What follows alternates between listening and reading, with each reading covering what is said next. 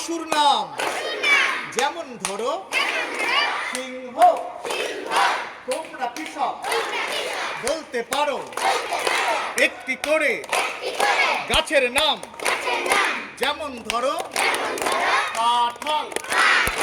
তোমরা কৃষক বলতে পারো একটি করে পশুর নাম যেমন ধরো হাঁস।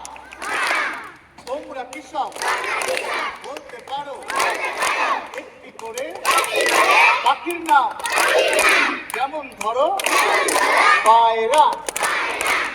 কেমন লাগলো?